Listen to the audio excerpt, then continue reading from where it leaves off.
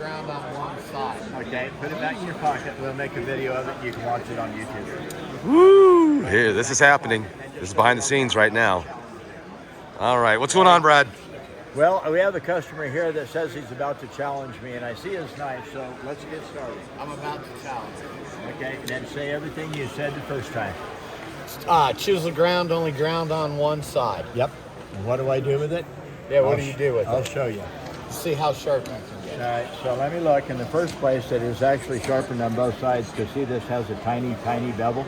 On the back side. Yeah, tiny. Very tiny. That's probably from you, trying to get the burr off the back. It's not. It's V ground, but it's kind of a semi-circle. Okay, so let's see. That's pretty sharp. Back in here it is. Oop. There it starts failing a little bit. I have to coax it and move it. Yep. Out here, a little better. Grabby. Because it gets used. Yep, okay. So here's what we're going to do. I work on this side because that's the main bevel. With a whetstone, you have to get in and back out. I don't have to. And it's got a recurve in it too. Yes, and so I do this. Go right on around like that. Turn.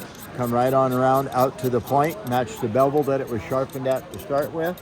I can move right back. I can turn this over like that, like that. Okay, this one with a longer, rounder handle like that is a little bit easier to manipulate.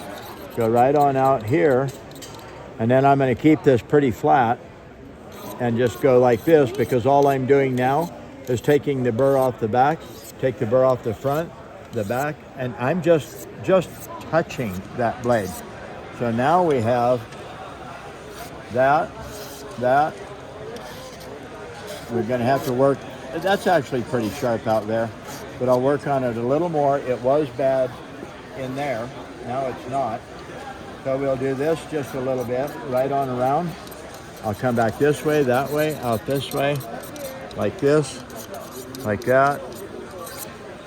Now we're just going to flip it every pass about 30 times, 15 on each side. That will completely get rid of any trace of any burr sticking out there. Just like that. I get impatient, so let's call that good. All right, and now it cuts like that. And here, this is actually a little bit of a thick blade, but that is probably sharp enough if it'll take your fingernail off. That easy. When you do, there is a tiny burr. Just like that. Here's how you look for burrs.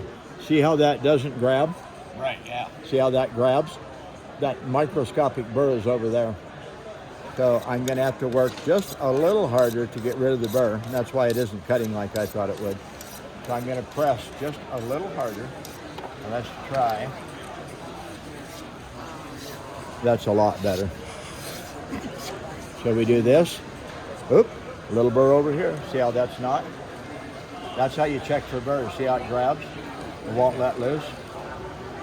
So we do this a little bit. That might, it's not as hard a blade as I thought it would be, and the softer the blade, the harder it is to get rid of the burr, believe it or not. And here's why. If it's soft material, it'll just push it over. If it's hard steel, it'll cut it off. Okay? But I think we're going to leave it at this. So, challenge accepted. Challenge accepted. Definitely seems to be sharper than it was. And overcome. Yeah.